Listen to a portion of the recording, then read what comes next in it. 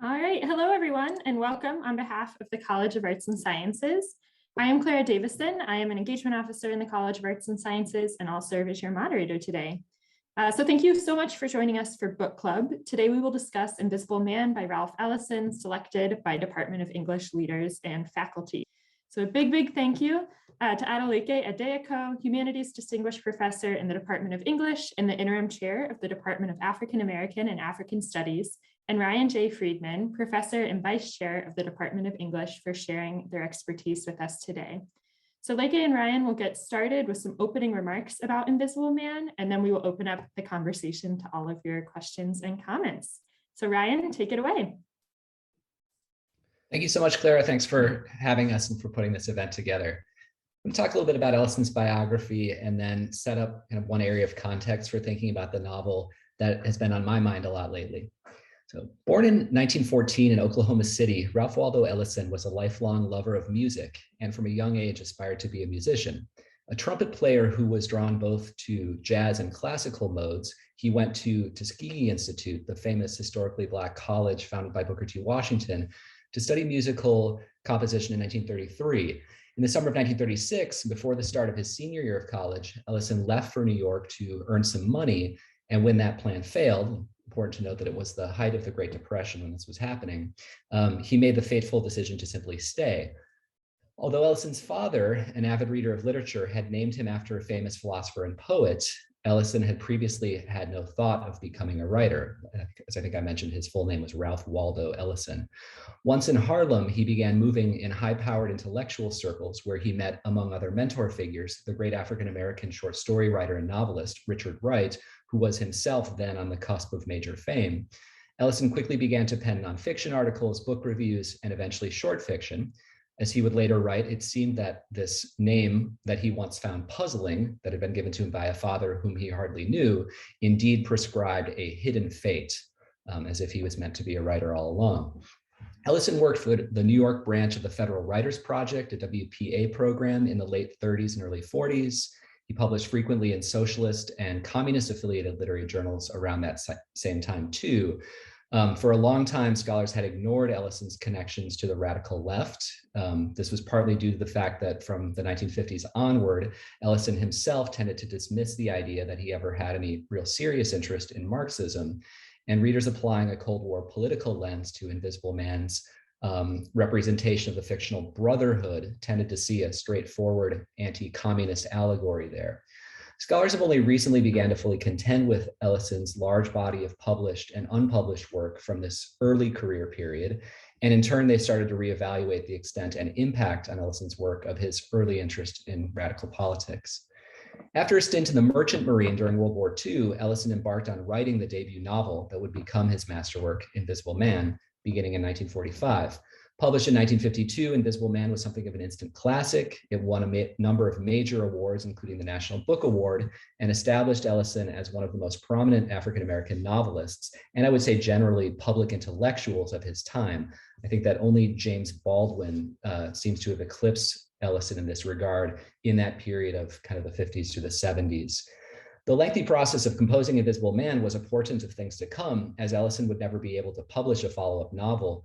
Through the time of his death in 1994, Ellison would perpetually be said to be working on a second novel, which carried a number of different provisional titles over the year. Ellison did continue to write prolifically while teaching at a number of universities and lecturing widely. Although his fictional output dwindled after 1952, he did publish many important essays, which unravel complex webs of topics, including African-American folklore, jazz music, literary aesthetics and politics, the civil rights struggle, and two of Ellison's lifelong passions, photography and cinema, which are things that I like to think about a lot in relation to this novel. Maybe we can talk about a bit later. He did also draft, and in one very dramatic incident, lose thousands of pages meant to become the follow-up novel, and two somewhat controversial posthumous publications that were kind of cobbled together by Ellison's literary executor have been published in recent decades, one titled Juneteenth, the other titled 3 Days Before the Shooting. Rereading the novel in preparation for today's discussion, I was really struck by the traces that it contains of the World War II era, and by how focusing on this social and political context rather than approaching the novel as a kind of, timeless meditation on eternally relevant themes, we can see it as very specifically pertinent to our present moment. And it's easy to overlook the World War II context because the novel's publication date of 1952 makes it seem very much like a post-war artifact. In the introduction that he wrote for the 30th anniversary publication of the novel in 1981, which is included in my old vintage paperback edition that I'm still carrying around, Ellison continually refers to the circumstances surrounding him in 1945 when he began to write. He set out, in his own words, to write a novel about a high-ranking African-American pilot who was shot down, captured, and held in a Nazi prisoner of war camp.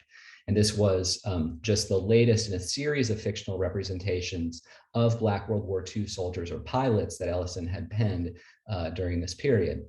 In his telling, the particularities of this narrative, that whole character and his storyline, were eventually upstaged by a voice that Ellison kept hearing, a voice he describes as a taunting, disembodied voice, an ironic, down-home voice, irreverent, a voice which spoke so knowingly of invisibility. In other words, the voice that would become his unnamed narrator and protagonist, and whose story would, I think, end up relating much more to Ellison's own experiences than to the fictional character that he had envisioned initially. Although Ellison began in his composition to attempt to hear and record this ironic voice, the underlying theme that he had set out to address in writing about the war remained the same. That underlying theme being the contradiction between the democratic values in which his Black pilot character believed and the racism that he faced, both from the German guards and his white fellow servicemen. That contradiction between democratic values and actually existing racism, I think, ends up remaining the central theme of the novel in many ways. Ellison, in his own words, aimed to write a novel about what he called the war within the war that African Americans were fighting in the early to mid 1940s, which he saw as just the latest instantiation of a dynamic that existed in, quote, most of the nation's conflicts of arms, going back to the Civil War. Ellison writes, in order for the Negro to fulfill his duty as a citizen, it was often necessary that he fight for his self-affirmed right to fight. And I think the kind of dialectic that he's laying out there is really crucial for thinking about the novel, even though it seems remote in many ways from the war. In light of these remarks, it's interesting to track the manner in which the novel's episodes do reference the World War II era context. Broadly speaking, I think Ellison is addressing the heightening of the contradiction in American democracy and the national self-image that became more acute during the war effort. On the one hand, there were efforts by the government to frame the conflict as a war of the people being fought by an army comprised of members of all different social groups and supported by a sort of civilian social melting pot. And at the same time, African-American civic groups and periodicals were pushing Black participation in the war cause. For instance, the prominent weekly newspaper, the Pittsburgh Courier, launched a campaign known as Double V, suggesting that victory abroad could be tied to victory at home for African Americans, that African Americans' participation in a war being billed as a war to save democracy would redound to their social gain in the domestic arena, in the national arena. But it was also a time of intense disillusionment for many African Americans who saw the limitations of this official ideology. The US Armed Forces remained segregated by race throughout the war, and this was an era of widespread racial violence, which encompassed everything from the continued epidemic of lynching to police killings of African Americans. Such episodes engendered political criticism, civic unrest, and subcultural alienation amongst African Americans. Ellison writes very eloquently in the later chapters of the novel about the young zoot suiters, these, as they were known in the period, hipsters, who expressed their alienation from official values through a kind of subculture built around dress, slang, and the exploration of new forms of experience. In my book, pages 440 to 441, he offers an incredible description of these figures, and he links them both to the characters of Clifton and Reinhardt in their manner of self-presentation. And he ascribes a lot of political significance to the way in which these young urban dwellers kind of carry and present themselves. That's one, I think, big area of wartime context. The other one is the manner in which he links the climactic scenes of the novel to the actual Harlem uprising, or as it was known, race riot at the time, the Harlem uprising of 1943, on which Ellison himself had reported for the New York Post. This was an example of larger war era unrest. There were similar incidents happening in major cities around the country in 1943. And in this case, it was triggered by police violence against a Black man in uniform. Rereading the novel at this time, I was struck by the extent to which the narrator reads the uprising as political action. He is torn, right? He attempts or is tempted on the one hand to counsel the people around him not to loot or to act violently because of the consequences that might carry. But on the other hand, he also says, they had a plan. It didn't occur to me to interfere or to question, which suggests a slightly different view of those events surrounding him. So there's just a couple points of context I wanted to draw attention to as we get ready for our discussion. With that, I'll turn things over to Adélékè. Thank you, Ryan.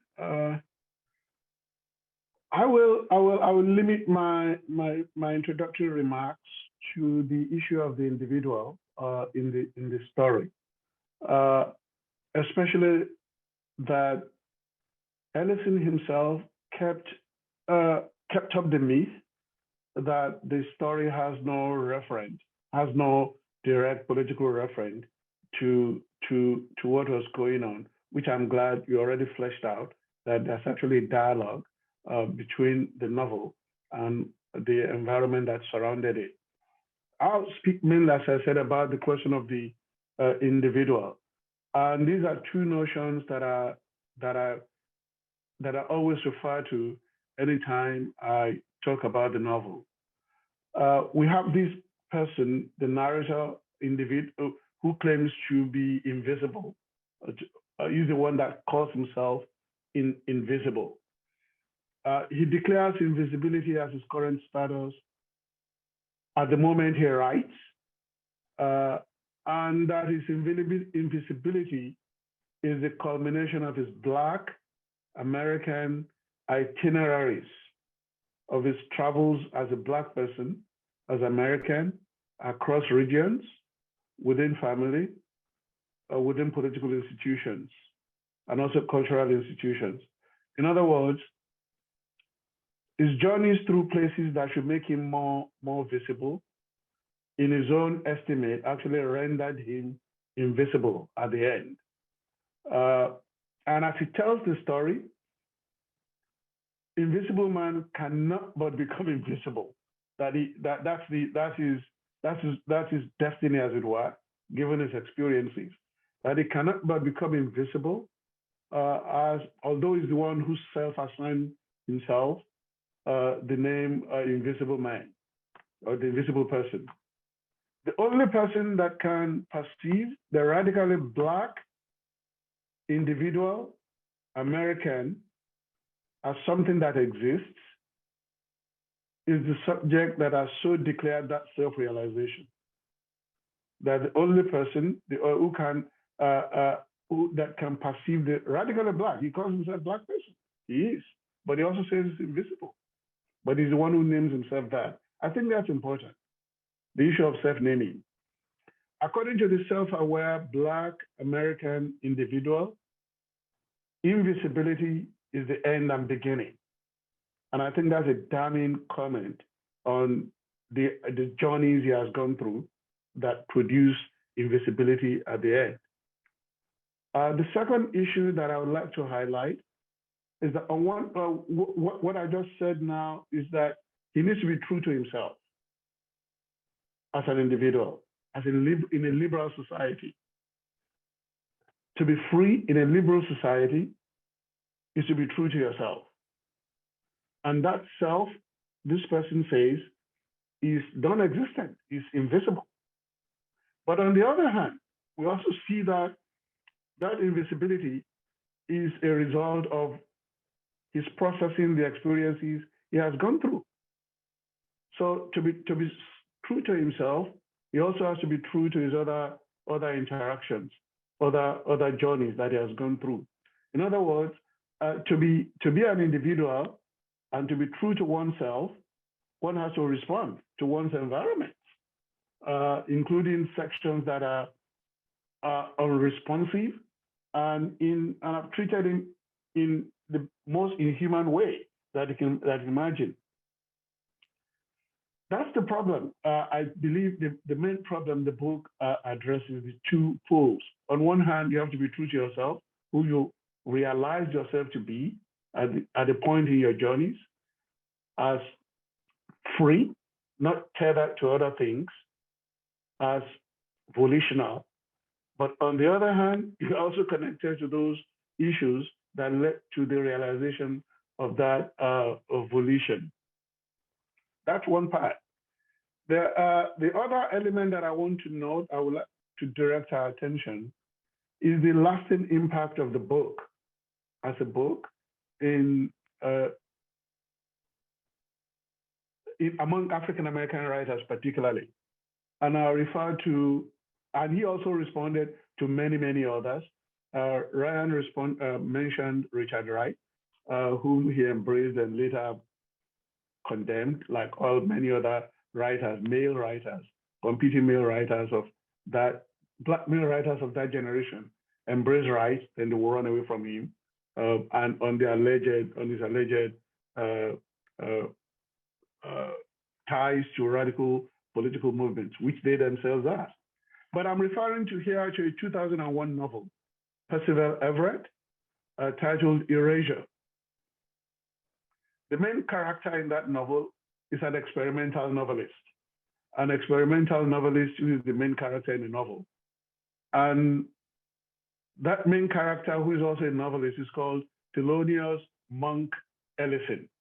And you see the things he brought together. Ellison's jazz notion of being a jazz artist, then one particular jazz artist called Monk, Thelonious Monk, then Ellison, the novelist.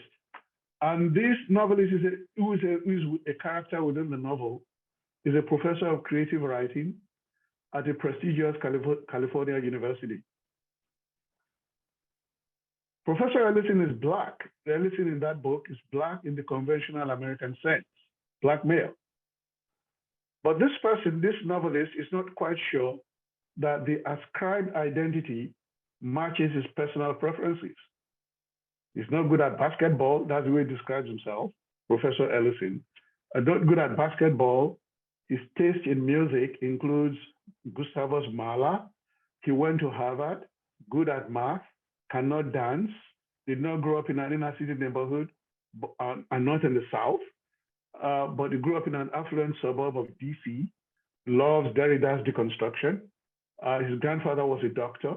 His father was a doctor. His two siblings are also doctors. So he considers himself non-Black, not Black in the way the society considers him, but his name Thelonious Monk Ellison, who is also an experimental novelist. It looks like his growing up was free of racism. Thelonious Monk. And when he started acquiring knowledge of racialism, it was first in college when he joined the Black Panther Party. Nonetheless, Borders Bookstore, that large chain bookstore, I don't think it exists anymore, shelved Thelonious Monk's books under Black studies. Professor Ellison attained financial success as a writer when he wrote a novel that parodied Richard Wright's native son. That entitled My Pathology, or My Pathology, P-A-F-O-L-O-G-Y. But he had to write it under a pseudonym and market it as gritty urban realism. Invisible Man's Ellison and Percival Wright's Ellison, I'm suggesting it seems, are authored by the theme of the freedom to be by writing as one chooses. The freedom to be by writing in one's own preference, one's own preferred ways. We must remember, and I'm bringing the comments to a close here, that Invisible Man's Ellison repeatedly declared writing to be ritualistic gestures. The critical question, the reading question we must leave is, is whether the writer's strivings to be an individual, to be free, liberal free individual, is of the same sort as that of the allegorical characters they create. Whether the critical question, or whether the writer's strivings, Ellison's Invisible Man's Ellison and Percival Wright's Ellison, and Everett's Ellison, whether their strivings for free liberal individualism is of the same sort as of the allegorical characters they create. Thank you. Wonderful. Thank you so much, Ryan and Adélékè, for getting us started here. We have a couple of questions to get us started. So from Susan, some of the plot seems to me to be similar to Black Boy by Richard Wright, 1945. Do you agree?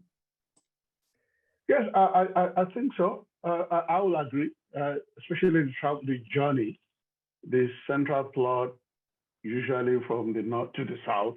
He pays a homage to that. The plot pays homage to that. And self-awareness, when do you come to realize who you are? And Black Boy, I remember reading that for the first time in high school in West Africa. It was actually said as part of West African or ordinary level English literature exams that you have to read through. Every year they select a few books for those who are finishing high school exam, public exam. I remember reading for the first time Black Boy in that regard. And when you come to Invisible Man, you could see the similarities, especially in the plot and the experiences they went through in the South. Yeah, and Adélékè, your opening comments were so rich and I think give us a lot to think about in terms of the relationship between Ellison's Invisible Man, which though it's a novel and not an autobiography of any kind, but the relationships between it and the African-American autobiographical tradition. And I think, Richard Wright's text is an important, precursor in that regard. Certainly Ellison knew the book. He was very well acquainted with Wright, as Adélékè has already explained. They had a kind of complicated relationship because Wright had been a really crucial mentor for Ellison. And then later they seemed to part ways some, and Ellison was more critical as time went along of Wright's earlier fiction and saw him as this kind of simple, realist or naturalist author who tended to overlook the complexities of individual identity in favor of kind of categorical representations of social being. But for me, the thing that's really standing out right now in terms of the relationship between those two authors and what I think about in response to this question is, Ellison really did get a lot from Wright, and Wright has not been given enough credit. And as much as I, am fascinated by Ellison's work, and I think Invisible Man is an outstanding and singular piece of literature, there's a lot here that is borrowed. And Ellison talks a lot about borrowing and the intertextual elements of his work at different points in time. But the closest precursor for Invisible Man is a novella that Wright wrote in 1941 and 42, I think it's when it was finished, called The Man Who Lived Underground. It's been sort of in the literary news lately because the full length version of his original manuscript, which previously had not been published, came out in April. Previously, the book had been rejected by Wright's publisher, and then he published kind of shorter versions of it in a couple of different literary magazines in the 1940s, which meant that it kind of flew under the radar for a while. That's a story about an African-American man he's a domestic worker of some kind of handyman, and he is apprehended by the police, interrogated in the murder of a white woman, which he has had no connection to whatsoever, and is beaten, and a confession is coerced from him. He eventually goes into hiding in the sewers and sort of lives underground, literally. And both just the general premise of that novel and then this underground setting is so important to what Ellison's doing. So for me, that's the book to go to in some ways, even more than Black Boy, though I think it's also a critical intertext as well. And Ryan, remember, you could say Ellison is one of the most perceptive readers of Wright. Although he was critically trying to move away but he wrote his review of, I think, Native Son, which is also Richard Wright's Blues. Richard Wright's Blues, yeah, terrific. Yeah, it's essay. a deep reading of Wright. Yes, actually, yeah, that's a very good book, but which could have been done differently. So I regard him as one of the most perceptive readers in terms, at least form. Absolutely. In terms of how deeply immersed Richard Wright is, in spite of his realism in black rituals of storytelling. Yeah. Well, what's interesting about The Man Who Lived Underground is it really shows Wright in a different mode. I mean, that's very much a kind of, it feels like at the beginning, like a kind of, film noir type landscape, and it's very existential. It's very surreal. Wright also wrote an essay that's been published with this new edition of the work that just came out in April about his composition of The Man Who Lived Underground. And he talks about it entirely in terms of the idea of surrealism, which is, I think, something Ellison really cares about. So yeah, those links are there. And you're absolutely right that Ellison is such a perceptive reader of Wright's work, but in general, I mean, as a critical reader, he's unmatched. Yeah, I'm looking at page 440 here. You are like one of these African sculptures, distorted in the interest of the design. That's something, and surrealism, and that's your statement of surrealism that brought back to me right quickly. Yeah. It's distorted in the interest of the design. Question from Beverly.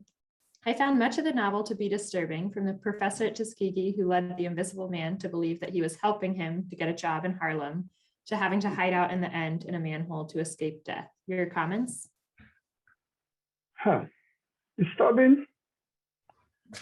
I don't find it disturbing. Like I usually present it in the larger context when I teach it or read it publicly, in the context of African American storytelling, and the issue of design, as you pointed out there. I usually do not take going underground. There are problems with going underground and calling yourself invisible. It's dangerous.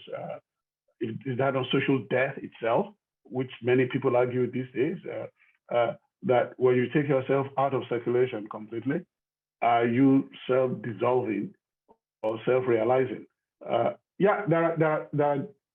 Those are difficult questions, but there are questions that if you ask them, if you tease them out in their complex ways that they indicate, they are good questions to ask. They are questions about self-realization and self-determination, liberalism, especially liberal freedoms in a society in which that man was growing, and which also a society that denies him those freedoms at the same time.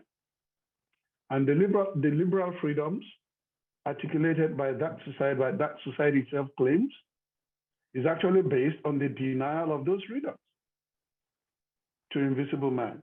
And is the Invisible Man seizing the opportunity he has or not? He thinks he's destabilizing things. I don't consider it dangerous. Yeah, I keep coming back to what you were saying earlier, like about his destiny being invisibility, and how it's both the beginning and the end for him. And I think Ellison thinks a lot he thinks very dialectically, and he thinks a lot in terms of the unity of opposites and things that seem to be opposed to one another, like end up converging in a way that is maybe disturbing. It's certainly unfamiliar, I think, for a lot of readers, but that's the point. And I think he wants us to see some of these episodes and events as being very complicated and ambiguous, and combining elements of, oppression and the effort at self-liberation are happening, in the same moment. He, as he says oftentimes in the book, the end is in the beginning, right? It's all about kind of circling through the possibilities that are available to this character and his trying to figure out what is going to allow him to, enter into a new space of identity and sort of being in the world. And he is exposed to a lot of characters along the way who are very, very complicated. And someone like Bledsoe is a figure of kind of maniacal power, but he's also kind of a genius in a way. And the one thing with this book is you can't sort of dismiss any of the figures. You have to contend with all of them and their complexity, I think. Or even his grandfather. Yeah. His grandfather that he speaks about at the beginning. That I consider that man more dangerous than any radical you can imagine. So yes, them to death. That's the instruction the old man gave his father, who passed down the instruction to him. I tell my students that it's like telling them to behead them without letting blood flow. Kill them without showing blood. As it yes them to death, make them happy while you are killing them and you are destroying them. That is a complex strategy of dealing with adversity. Adversity that you can only overcome, you can only defeat, or you give yourself a chance of fighting by dissimulating through I don't want to call it deception, through being right and wrong at the same time. He said yes them to death. And the man loved Booker T. Washington, the historical figure, whom perhaps after reading that and comparing to Booker T. Washington, you have perhaps a different respect, a different regard, like I do. Anytime I teach it to students, to have a different regard for Booker T. Washington. If you believe that he's yesing them to death and not killing himself, destroying himself. I saw that question about film adaptations. Yeah. Can we talk about that I don't know of any. For a second? Yeah, I don't think there are any either. There have interestingly been some photography projects around the book. Before the book as a whole was published, a sketch from the novel appeared, I believe, in Life magazine, accompanied by some photographs taken by Gordon Parks, the great African-American photographer, friend, collaborator of Ellison's, photographer and eventually a film director himself. Gordon Parks directed his own the adaptation of his own autobiography, The Learning Tree, and then later famously or infamously Shaft, the blaxploitation film. There were photographs that were a combination of documentary photographs that Parks took around Harlem. There's a famous one of a worker coming out of a manhole cover, holding up the manhole cover lid. And then he also staged some photographs, including a very elaborate tableau meant to be the Invisible Man in his so-called hole, surrounded by the light bulbs and the phonograph records. The photographer Jeff Wall also did a couple of what I think he envisioned as sort of film stills and from a movie never made, so to speak, adapted from the novel later on, maybe in the 80s. I'm not sure when those were produced. But I think the book seems intensely cinematic, and yet I think it would be impossible to make into a film because it is so visually complicated and over-determined already. Everything in the book has to do with vision, right? And with, we have so many tropes around sight and blindness, color, the absence of color, around surveillance instruments, mirrors, masks, eyes, things that are staged spectacles or performances that are kind of framed as such within the space of the book. There's so much about recognition and witnessing.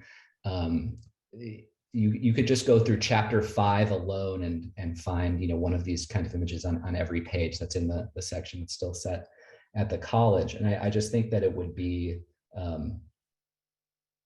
film is superfluous or something. I don't know, in terms of this novel. Yeah, and here he's writing about Richard Wright. You could as well have been writing about his own book,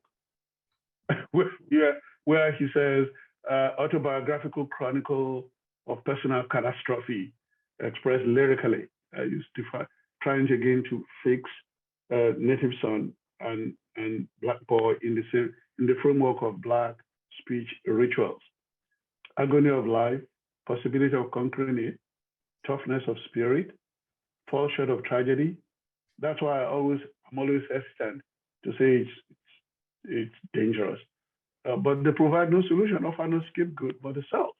Because I've been speaking about him, about his own book here, when he claims to be writing about right. Thanks. Question from Ross. Self-realization. Is the bout of amnesia after the factory accident and the mysterious doppelganger Reinhardt raise, whether there's really any there? I think there's a lot of there with Reinhardt. I think that Reinhardt is the key figure in the novel in many ways. There's one way of reading the book where I think you see the Invisible Man as meeting these possible kind of models or examples for his own self-fashioning that he might follow, and he seems to reject every one of them, because obviously from the beginning we know that he ends up underground, embracing his invisibility and kind of waiting for the moment when he might come out of his sort of self-imposed hiding and attempt a different strategy. But I think that Reinhardt is the closest figure that he comes to embracing. Reinhardt is a kind of dangerous or worrisome character in some ways, because obviously he's a confidence man and he is somebody who really has no stable identity. He is just constantly being other people. But that's exactly the thing, again, paradoxically, that's exactly the thing that makes him compelling for the Invisible Man. On 498 in my edition, Ellison writes of Reinhardt, his world was possibility and he knew it. And he evokes this sort of world without boundaries in which Reinhardt lives, where it is everything is possibility, and where the believable and the unbelievable, truth and the lie, those things become indistinguishable. Again, there's that coincidence of opposites. And he's a figure who kind of thrives on chaos. And chaos obviously is a potentially, frightening concept. The book offers concrete evocations of chaos that the Invisible Man recoils from because they entail violence. But at the same time, I think that there is really an embrace of chaos in the novel and in Ellison's thought more generally. And Reinhardt, as this protean figure, is the one who really embodies that productive chaos in the sense of fluid possibility. His initials are BP Reinhardt, and I think someone refers to him, to the Invisible Man, when the Invisible Man is being mistaken for Reinhardt when he dons those sunglasses, and calls him Bliss, which suggests that the B stands for bliss. We don't know what the P stands for in the novel, but in some later essay, and it might even be that 1981 introduction that I was quoting from earlier, Ellison refers to him as Bliss Proteus Reinhardt. So he's someone who embodies bliss in shape shifting, right, and being protean. And then, of course, his name Reinhardt is meant to evoke the coincidence of the outside and the inside, the rind, as he keeps putting it, and the heart. And that's, again, kind of getting back to some of the themes that Adélékè established at the beginning. That's really crucial for us in this book, thinking about how, external self-presentation and the manner in which human beings are viewed in the world, especially through the categories and lenses of race, how that relates to a sense of interiority, the sort of the inside-outside dynamic is something that Ellison talks a lot about when he talks about this novel, and it seems to me pretty explicitly established in the pages of the book. I think Reinhardt's a character where some of those issues are being worked out. Whether it's there,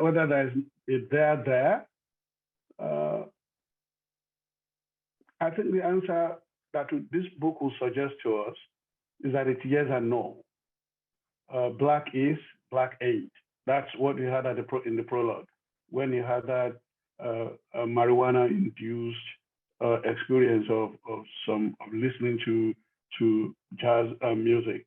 Black is, black ain't. And to go back to 498 that Ryan was referring to, the first full paragraph on that page, where Ryan the runner and Ryan the gambler, and Ryan the briber and Ryan the lover, and Reinhardt the reverend.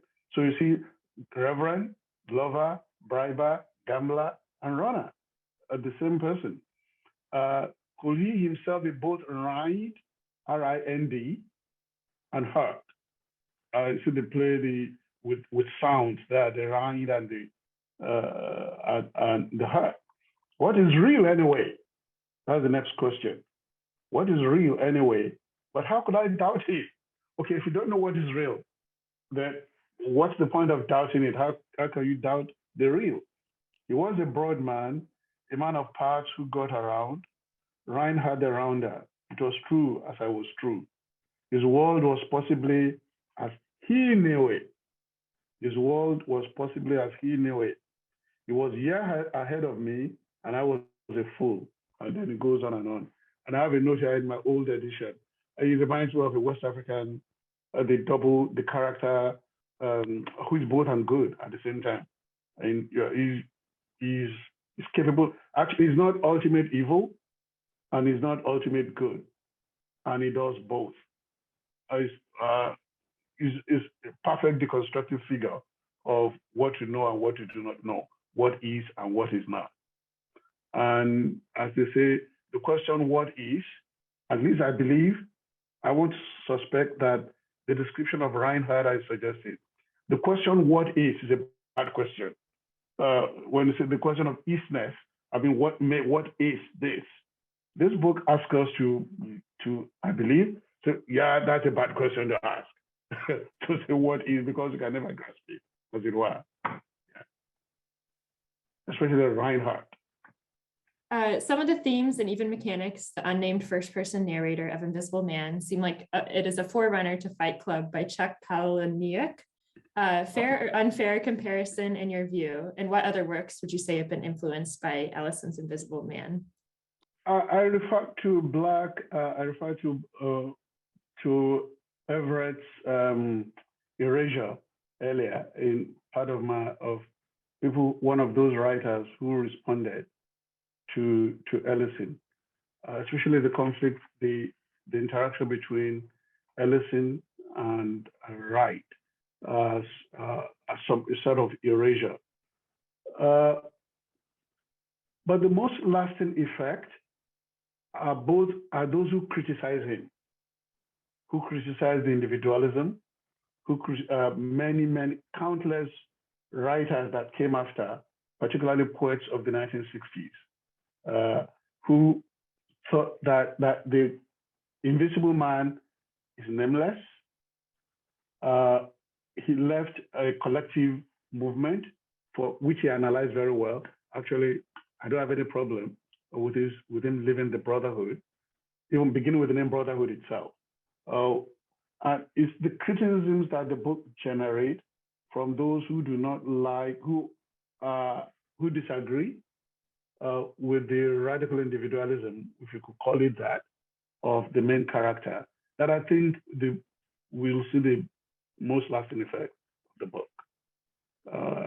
Many 60s poets criticize it. They mention him by name. They mention the character by name. They mention Reinhardt by name, of how not to be African American at least not in literature, in the way this book functions. You could also see the effect, you also see the effect in the rediscovery and the theories of black text of the late 80s, late 90s. Ellison Invisible Man is always at the center of refiguring what used to be called the Black experience. One of them called it the so-called Black experience, which I think he regrets ever saying, that there is actually a Black experience. And that's what this book give them the ground, give them the textual evidence of saying, yeah, this is how to write Black without claiming the Black subject. So those are the two areas I would say I generally put the influence. The 60s, those who reacted to it, that it was a bad, it's not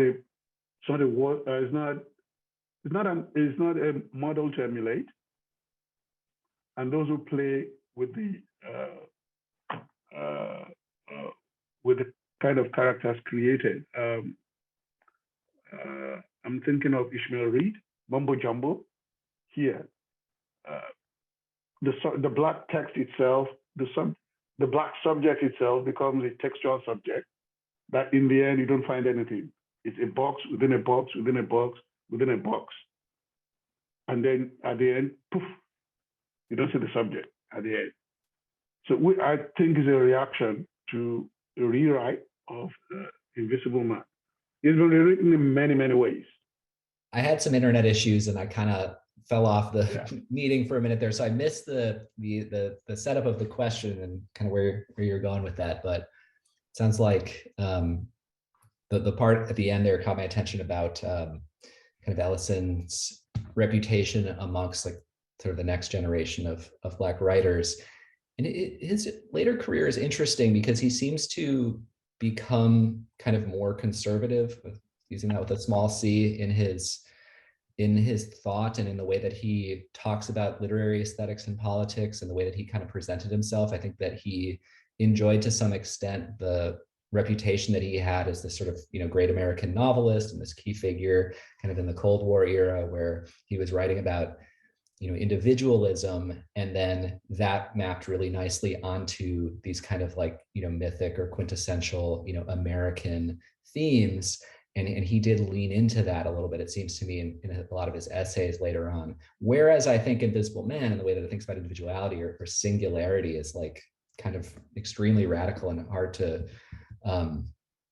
even break down or fully comprehend. But he certainly drifted in that direction, I think. And he had, picked some disagreements, I think, with some Black political circles after 1950s and 60s. I mean, obviously the novel itself does have the, rather potentially dismissive representation of Black nationalism through the character of Roz, or sort of who seems to be a kind of, Marcus Garvey style Pan-Africanist, and again, is a figure that the narrator has to contend with, but one that doesn't seem to be treated very sympathetically. Yeah, there are three questions. One is about Harlem Uprising, how the Harlem Uprising could have benefited the Brotherhood. Maybe I'll leave that to Ryan.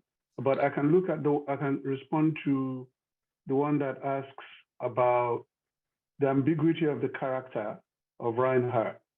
And does this moral ambiguity also apply to the Invisible Man? Yes, it does. But for me as a teacher and as a reader and as a critic, as someone who knows more than monotheism, that this is one way, and I tend to see polytheism as not a bad thing. Actually, I think polytheism is good. I recommend that to the whole world. I see Reinhardt as a polytheist, and that's what I said, the West African character, who is a Yoruba divinity, the god of the divinity of uncertainty. So moral uncertainty uncertainty is no moral ambiguity. To be certain is to cut out other certainties. To say this is certain is not being morally ambiguous. And to say that I am not sure is not moral ambiguity. Or to say that there is more than one, as far as I'm concerned, to the extent that I know culturally, and I know the majority of the rest of the world, besides monotheists, to say that I do not know, or there is a possibility of another way,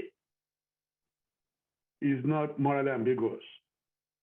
Actually, towards the end, that's the way I see that's why I like Invisible Man in his declaration at the beginning. That's a way of living outside institutions. It's social death there's a consequence for that. To choose to live on the edge or on the two sides at the same time, as Invisible Man does, as Reinhardt does, there is a consequence, no doubt. And it seems as if to live like Reinhardt I like to tell my students, or those that whenever I speak about such issues, you must be willing to bear the consequence. You must prepare yourself you cannot be at that situation, act that way, and choose to say you will not bear severe consequences. You will, and you must be prepared for that. And that's what I think what Reinhardt does. Reinhardt calculates the consequence and tries to work his way around it of the choices he's making and not making at the same time. It's chaotic, no doubt. It's an agent of chaos. Brotherhood, right? Yeah, I'm pondering over that one because I do recall that there's that moment in the text where the Invisible Man is kind of thinking through what's happening and starts to wonder how it might be kind of, used politically for the different groups involved. And there is a moment where he thinks that the Brotherhood would benefit from it, but I'm not exactly sure why he thinks that. I guess I don't remember the moment in the text well enough to give a good answer to this question. So I'm sorry about that. But I know that, he's in a complicated position there because he's sort of over the Brotherhood. He's no longer, ideologically on board with what they're doing. But he is, still in some ways playing his role as a member of the group and as somebody who is employed by it. But I really don't remember what he thinks the benefit would be. Perhaps it has to do with drawing attention to the impoverished conditions faced by many Harlem residents or something. But as Adélékè was saying earlier, the critique that's given of the Brotherhood and its ideology, I think, is really searching, and I think does relate to Ellison's own issues with certain sectors of the American left. I think he realized quickly, having encountered the party politics and kind of ideologies that were espoused by white leftists, especially, that while there was a lot of overt attention given to the so-called race question, as those groups would have put it, they wanted to see racism as just a symptom of class exploitation and could not conceive of the particularity and the sort of importance and value of African American cultural experience, so that's an experience that just needs to be erased or deemed, as the narrator puts it, outside of history. Whereas his project becomes to sort of record and capture the complex and nuanced experiences of individual Black people who are very much socially on the margins, right? Who seem somehow not to matter. Those are the people that he is ultimately speaking to and speaking for. I mean, he has the famous line at the very end of the book about, who knows, but on the lower frequencies, I speak for you. It's like, it's those people. It's Mary Rambo. It's the man who sells him the yams on the street. It's the older man who we described as having tattered Charlie Chaplin pants and is pushing a wheelbarrow full of blueprints. Like, these are people who have a gravity and a kind of historical and political importance that the novel is trying to tease out. It's interesting that a lot of them are older African-American figures who are associated in some ways with the South, with the Southern United States, and with the experience of migration and the way that's kind of Southern Black culture, as Ellison saw it, had been brought into this kind of Northern urban modernity by the time you get into the World War II and post-war era. These seem like recurring themes that keep coming up. I digress, though. Sorry, that's not what the question was asking about. But no, Ryan, I think that's a major, that's a central question in when you read American text in light of African American experiences or African American themes. That dilemma of the Brotherhood, the problem raised by the Brotherhood and Invisible Man's relationship to it. It comes up. It's an unavoidable issue. How do you relate? How do you occupy, in general, to speak generally, how do you occupy a position about which you cannot but be critical? You have to occupy that position. You have to live within that nation. You see the necessity of the brotherhood, but you have to be critical of it. So how do you live? How do you manage that? That's how I see Reinhardt. That's how I see Invisible Man. That's how I see the question about ambiguity. How do you do that? It's a mad-bean position to be, honestly. You cannot occupy that position comfortably because you have to be critical of it. That's the situation. Looks like we're running a little short on time. That might be a perfect place to end. I love that as a closing comment. Yeah. Wonderful. Well, thank you both so much for sharing your time and expertise with all of us today. Thank you very much. Have a nice holiday. Have a good